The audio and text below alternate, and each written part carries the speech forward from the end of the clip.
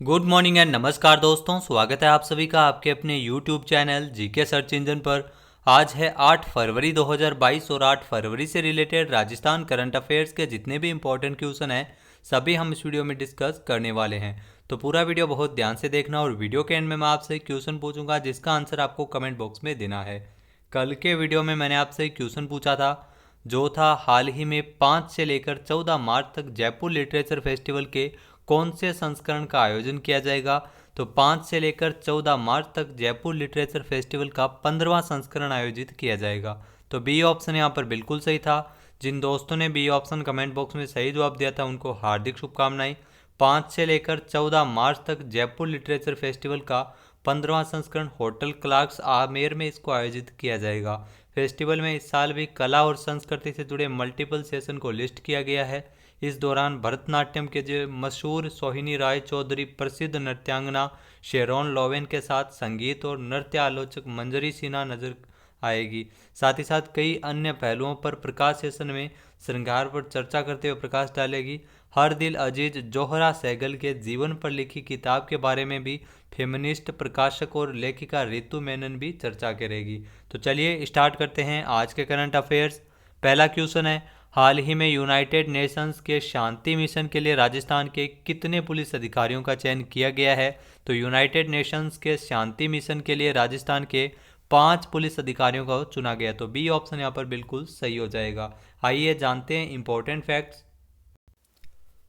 तो United Nations के शांति mission के लिए राजस्थान के 5 पुलिस अधिकारियों को चुना गया है।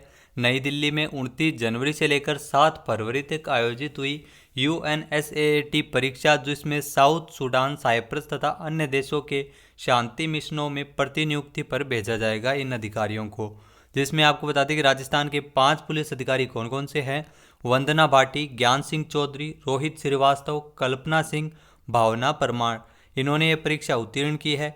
इस प्रतिष्ठित परीक्षा में देश भर से 151 पुलिस अधिकारियों ने इसमें भाग लिया था और साथ ही साथ 59 अधिकारियों का चयन है वो सूची में स्थान है वो दिया गया है। नेक्स्ट है, हाल ही में Rajasthan state agro industries development board के गठन को मंजूरी किसने प्रदान की है।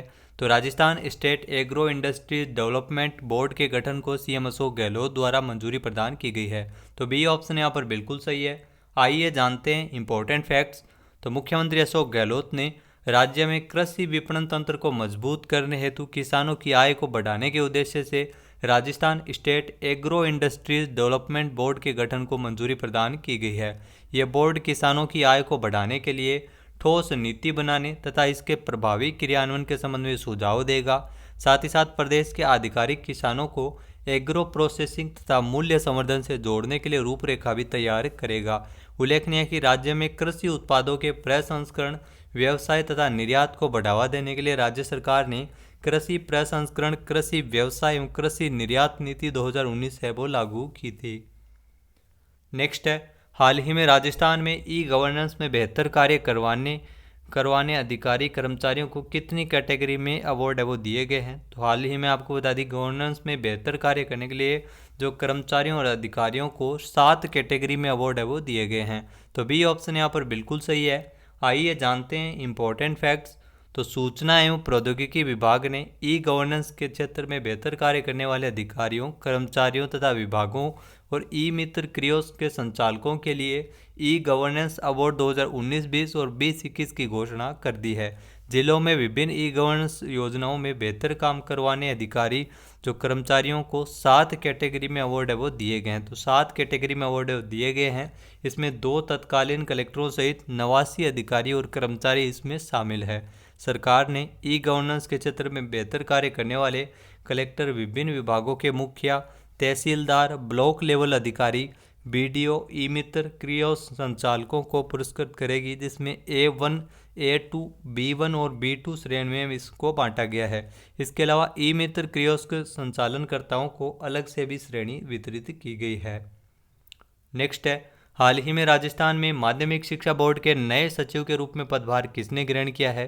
तो राजस्थान में माध्यमिक शिक्षा बोर्ड अजमेर के नए सचिव के रूप में मेघनाथ चौधरी ने पदभार ग्रहण किया है।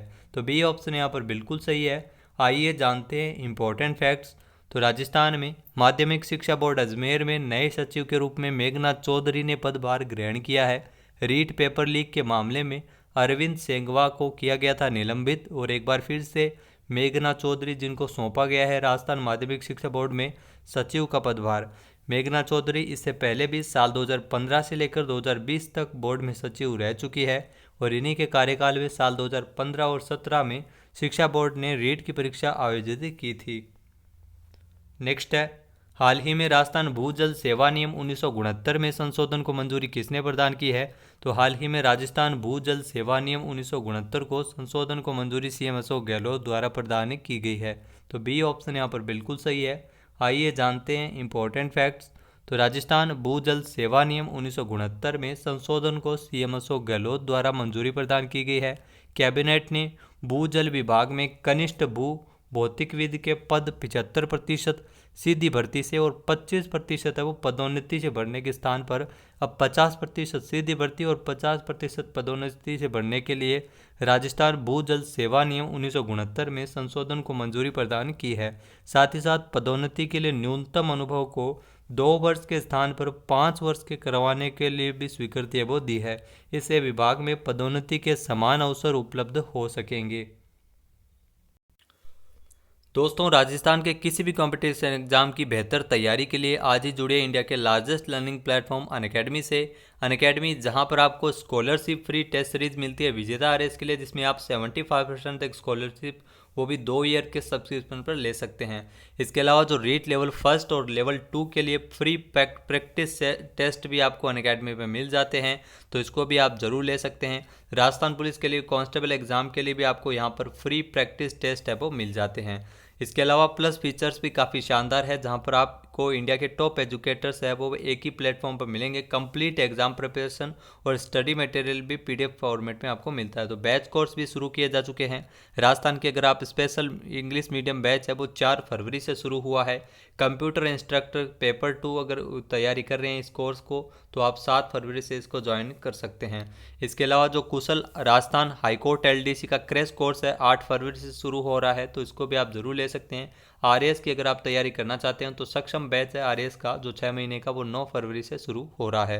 Crack RPSC second grade first exam, जिसमें आप 422 रुपये पर मंथ के हिसाब से सब्सक्रिप्शन ले सकते हैं। और इसके अलावा ग्रेड 2 एग्ज़ाम, जिसमें टीचर एग्ज़ाम के लिए आप 338 रुपये मंथ के हिसाब से सब्सक्रिप्शन ले सकते हैं। ग्रेड फर्स्ट और सेकंड के लिए आपको प्लस टेस्ट सीरीज भी अनअकैडमी में मिल जाती है। इसके अलावा राजस्थान पुलिस के लिए भी आपको अनअकैडमी पे टेस्ट सीरीज मिलती है। 1 सब्सक्रिप्शन फॉर ऑल एग्जाम, यानी सभी एग्जाम की तैयारी आप एक बार सब्सक्रिप्शन लेकर कर सकते हैं अनअकैडमी से। 10% डिस्काउंट ऑफर भी है, जो हमारा रेफरल कोड है SE10, उसको यूज़ करके आप 10% डिस्काउंट है वो ले सकते हैं सब्सक्रिप्शन पर। तो आज ही अनअकैडमी ज्वाइन कीजिए। अगला क्वेश्चन है, हाल ही में देश में पहली बार स्वास्थ्य का अधिकार कानून किस राज्य सरकार द्वारा लागू किया जाएगा? तो हाल ही में देश में पहली बार जो स्वास्थ्य का अधिकार कानून है वो राजस्थान में लागू किया जाएगा। तो ए ऑप्शन यहाँ पर बिल्कुल सही है। आइए जानते हैं इंपॉर्टेंट फैक्ट्स। तो देश में जो कोरोना के मामले फिर से उस समय बढ़े थे, दूसरी लहर के बीच जो राजस्थान सरकार द्वारा देश के पहले स्वास्थ्य का अधिकार कानून का एक मसौदा तैयार किया गया था। इस मसौदे में मरीजों को उनके अटेंडेंट्स और हेल्थ केयर प्रोवाइडर्स के अधिकारों को परिभाषित किया गया है।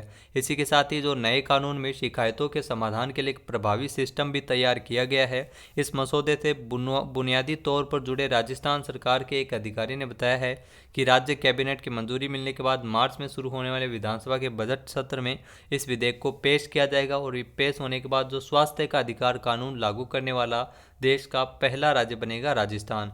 तो इसके अलावा आपको बता दें, जिसमें राजस्थान सरकार है वो स्वास्थ्य का अधिकार सरकारी और प्राइवेट स्वास्थ्य संस्थानों में आम लोगों को कुछ अधिकारों की एक गारंटी देता है।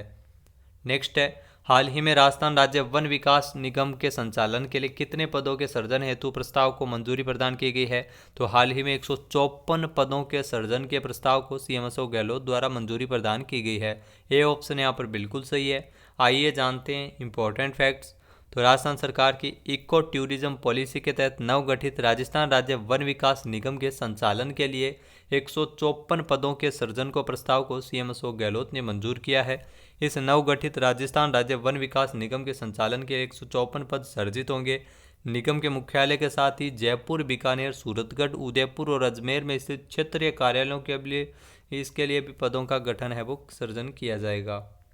नेक्स्ट, अगला क्वेश्चन है, राजस्थान में पत्रिका समूह ने अपने वार्षिक सृजनात्मक साहित्य पुरस्कारों के अंतर्गत कहानी में पहला पुरस्कार किसे प्रदान किया है? तो कहानी में प्रथम पुरस्कार महेश कुमार को दिया गया। तो बी ऑप्शन यहाँ पर बिल्कुल सही है। आइए जानते हैं इंपॉर्टेंट फैक्ट्स। तो हाल ही में राजस्थान में पत्रिका ने अपने वार्षिक सृजनात्मक साहित्य पुरस्कारों की घोषणा कर दी है। समूह के परिशिष्टों में प्रकाशित श्रेष्ठ कहानी और कविता के लिए हर साल ये पुरस्कार दिए जाते हैं। विजेताओं को यह पुरस्कार साहित्य और पत्रकारिता के पुरोधा पंडित जाबरमल शर्मा स्मृति व्याख्यानमाला के तहत आयोजित समारोह में दिए जाते हैं। सृजनात्मक साहित्य पुरस्कारों के तहत कहानी में पहला पुरस्कार जयपुर से है महेश कुमार, इनकी कहानी व्यक्तित्व के लिए दिया गया है। और कविता में अगर बात की जाए तो कविता में पहला पुरस्कार तिरुवनंतपुरम केरल की अनामिका अन्नू की जो कविता है जिसके लिए पुरस्कार है वो मिला है, जिसमें प्रवासी प्रिय जो कविता है उसके लिए पुरस्कार है वो दिया गया है। अगला क्वेश्चन है, हाल ही में बॉलीवुड के किस अभिनेता को उत्तराखंड का ब्रांड एम्बेसडर नियुक्त किया गया है? तो हाल ही में बॉलीवुड अभिनेता अक्षय कुमार जिन्हें उत्तराखंड का ब्रांड एम्बेसडर नियुक्त किया गया। तो बी ऑप्शन यहाँ पर बिल्कुल सही है। ये जो आपको तस्वीर में दिखाई दे रहे हैं बॉलीवुड अभिनेता अक्षय कुमार, ये उत्तराखंड के ब्रांड एम्बेसडर नियुक्त किए गए हैं। आइए जानते हैं इंपॉर्टेंट फैक्ट्स। तो अभिनेता अक्षय कुमार को 7 फरवरी 2022 को उत्तराखंड का ब्रांड एम्बेसडर इन्हें बनाया गया है। जो उत्तराखंड के मुख्यमंत्री है पुष्कर सिंह धामी ने अक्षय कुमार को राज्य की एक पारंपरिक टोपी, एक शॉल और 4 तीर्थ स्थलों बद्रीनाथ, केदारनाथ, गंगोत्री और यमुनोत्री के सभी द्वारों की एक पेंटिंग भी भेंट की थी। अक्षय कुमार से पहले क्रिकेटर ऋषभ पंत को भी दिसंबर 2021 में उत्तराखंड का ब्रांड एम्बेसडर नियुक्त किया गया था और अभी 7 फरवरी को अक्षय कुमार को उत्तराखंड का ब्रांड एम्बेसडर बनाया गया है। नेक्स्ट है, हाल ही में किस देश की क्रिकेट टीम ने 1001 दिवसीय मैच खेलने का कीर्तिमान स्थापित कर दुनिया की पहली टीम बनकर इतिहास रचा है? तो भारतीय क्रिकेट टीम ने 1001 दिवसीय यानी वनडे मैच खेलने का कीर्तिमान बनाया है और दुनिया की पहली टीम बनी है। बी ऑप्शन यहाँ पर बिल्कुल सही है। आइए जानते हैं इंपॉर्टेंट फैक्ट्स। तो भारतीय क्रिकेट टीम ने 6 फरवरी को 1001 दिवसीय मैच खेलने का कीर्तिमान स्थापित करने वाली दुनिया की पहली टीम बनकर इतिहास रचा है। टीम के नाम 2 एक दिवसीय वनडे वर्ल्ड कप और एक T20 वर्ल्ड कप है। भारत ने अब तक खेले 1001 दिवसीय मैचों में 519 में जीत दर्ज की है। ऑस्ट्रेलिया 958 एक दिवसीय मैचों के साथ दूसरे स्थान पर है। बात कर लेते हैं आज के हमारे क्विज के। तो आज का हमारा क्विज है, हाल ही में किस राज्य में नई शराब नीति जारी की गई है? एक बार फिर से सुनिएगा, हाल ही में किस राज्य में नई शराब नीति जारी की गई है? इसका सही आंसर आपको कमेंट बॉक्स में देना है। और अगर ये वीडियो आपको पसंद आए तो इसे लाइक और शेयर ज़रूर कीजिएगा। साथ ही साथ हमारे चैनल को भी ज़रूर सब्सक्राइब करें। वीडियो की जो PDF फाइल है वो आप वीडियो के डिस्क्रिप्शन बॉक्स से डाउनलोड कर सकते हैं और इस क्वेश्चन का आंसर आप वोट करके भी कर सकते हैं। वीडियो कैसा लगा हमें कमेंट बॉक्स में ज़रूर बताइएगा। वीडियो देखने के लिए धन्यवाद। जय हिंद, जय भारत, जय राजस्थान।